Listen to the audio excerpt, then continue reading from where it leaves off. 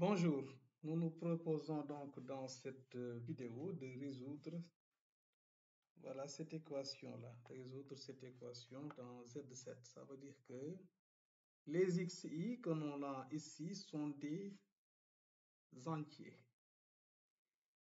Alors, pour faire cette résolution, nous allons utiliser les congruences.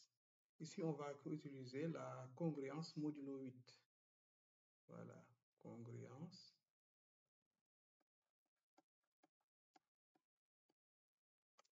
Modulo 8.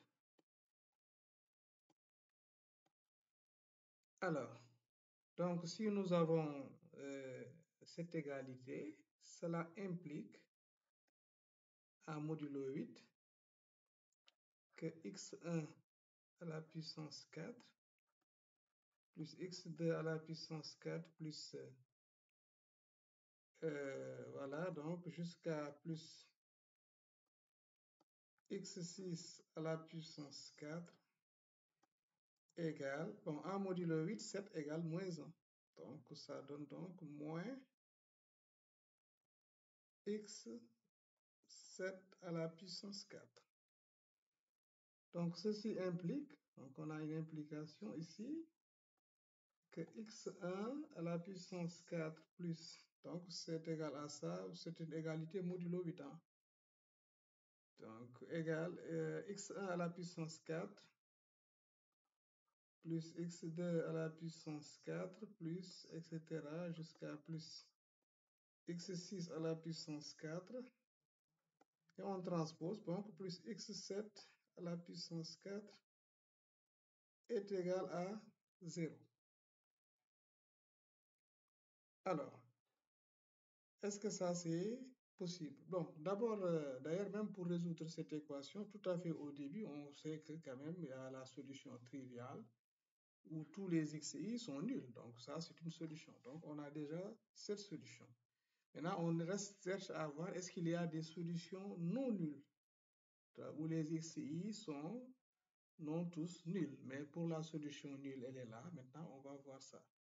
Bien, maintenant, on a cette égalité x1 plus x2 plus x3 plus x4 plus x5 plus x6 plus x7, tout à la x1 à la puissance 4 plus x2 à la puissance 4 jusqu'à plus x7 à la puissance 4 égale à 0 modulo 8. Voilà, modulo 8. Bien, maintenant, en modulo 8, si vous prenez un nombre qui est impair, n'est-ce pas, en modulo 8, si vous l'élevez à la puissance 4, vous trouvez 1. Si c'est un nombre pair, vous trouvez 0. Donc, en modulo 8, donc on va donner cette remarque-là, remarque. En modulo 8, n'est-ce pas, quel que soit donc n appartenant à z, alors n à la puissance 4 est congru à 0. On a n à la puissance 4 congru à 0 ou n à la puissance 4 congru à 1. Bien, donc ce qui veut dire que si un des nombres ici est impair, alors cette égalité-là ne peut jamais avoir lieu. Donc l'égalité qui est là, qu'on va noter étoile, n'aura pas lieu. Voilà, parce que de toute façon, on fait des 1, ce sont des 1 ou des 0 ici, mais comme il y a un nombre impair là-dedans, ce nombre impair-là, donc ce sera 1, même si on a, tout le monde est impair, donc on aura 7, et 7 est différent de 0. Voilà, de toute façon, parce qu'il s'agit ici de 6 nombres, n'est-ce pas? Donc on a un modulo 8, donc là, c'est pas possible s'il existe un xi impair. Donc si xi impair pour un certain I compris entre 1 et 7, alors impossible. Alors impossible.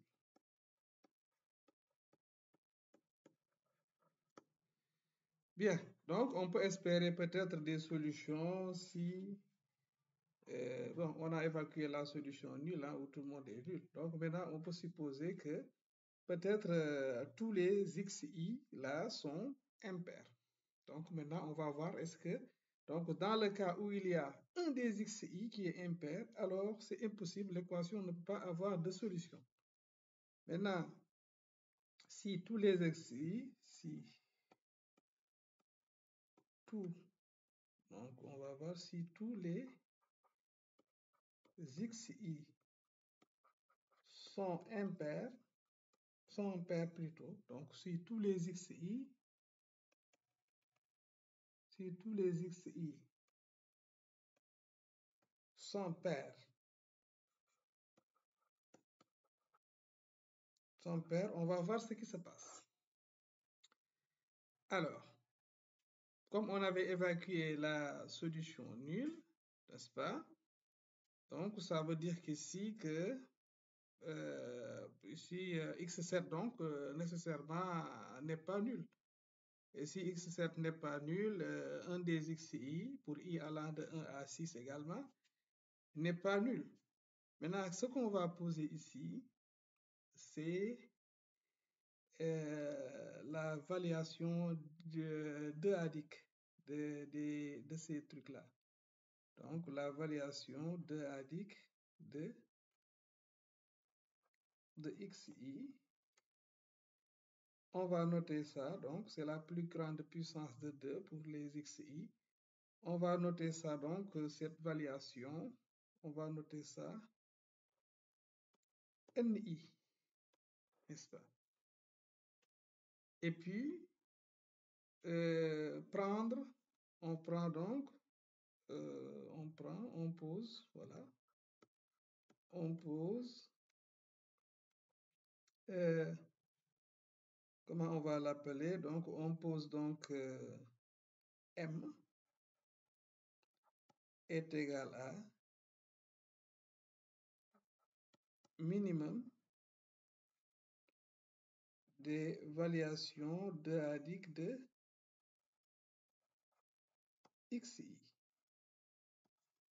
Donc, en réalité, M, c'est égal à le minimum des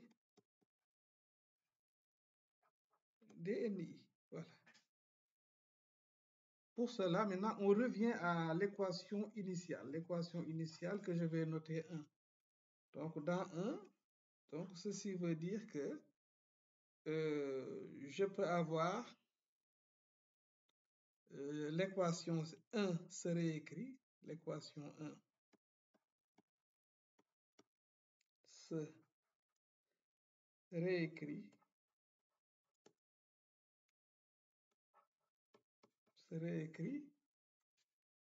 Alors, comment ça va se réécrire? Ça va se réécrire donc 2 à la puissance donc 4m, 2 à la puissance 4m, facteur de donc alpha 1 à la puissance 4 plus alpha 2 à la puissance 4 jusqu'à plus alpha 6, alpha donc 6 à la puissance 4 est égal à 7 fois donc 7 qui multiplie donc 2 à la puissance 4m, donc m c'est le minimum, hein, donc fois un certain alpha 7 à la puissance 4. Donc, ce qui veut dire que là, qu'est-ce que je peux faire? Je peux faire une simplification parce qu'avec cette équation-là, on n'a pas encore les congruences. Donc, on fait la simplification et on obtient, donc, ça implique que alpha 1 à la puissance 4 plus alpha 2 à la puissance 4 plus etc. jusqu'à plus alpha 6 à la puissance 4 est égal à 7 fois alpha 7 à la puissance 4. Voilà ce que cela donne. Maintenant, ce qui est intéressant ici, c'est que parmi les alpha i, il y a un nombre qui est impair. Voilà. Je rappelle que la variation de Adix, c'est en réalité la plus grande puissance c'est le n tel que la xi soit divisible par 2 à la puissance n et ne soit pas divisible par 2 à la puissance n plus 1.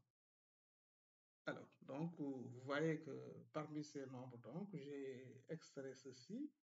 Et avec l'équation 1, on a cette simplification et on aboutit à une équation qui rejoint la première équation. Mais ici, ce qui est intéressant, c'est que parmi les alpha i là, il y a un qui est impair. Donc maintenant, on va utiliser, nous travaillons toujours en modulo 8. Voilà, en modulo 8.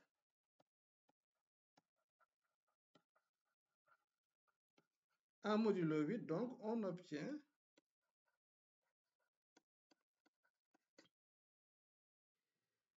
en modulo 8, qu'est-ce qu'on obtient? Voilà, on obtient voilà ce qu'on avait ici. Mais avec, au lieu avec des xi, mais on l'a avec des alpha i. Donc, on obtient alpha 1 à la puissance 4 plus alpha 2 à la puissance 4 plus alpha 3 à la puissance 4 plus alpha 4 à la puissance 4 plus alpha 5 à la puissance 4 plus alpha 6 à la puissance 4 plus alpha 7 à la puissance 4 égale à 0 modulo 8. Voilà. Et là, c'est impossible parce qu'on sait que là, donc, c'est pas nul. Il y a au moins un des alpha i qui est impair. Donc, à la puissance 4, ça va nous donner un 1. Et les 1, on en a au maximum 7. Donc, ça ne peut jamais être 0 en modulo 8. Donc, impossible.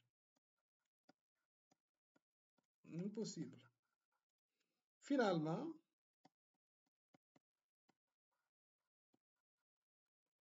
qu'est-ce qu'on vient de montrer? On vient de montrer que seule la solution, donc, seule 0, 0, 0, 0, 0, 0, 0, il y a combien? Voilà, 7, 0 et solution.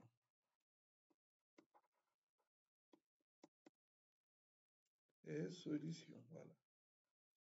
Voilà, les autres ne peuvent pas être des solutions. On ne peut pas avoir une solution non nulle. Donc ça permet de montrer. Donc ici, donc, l'idée, c'était de penser à utiliser une congruence modulo 8.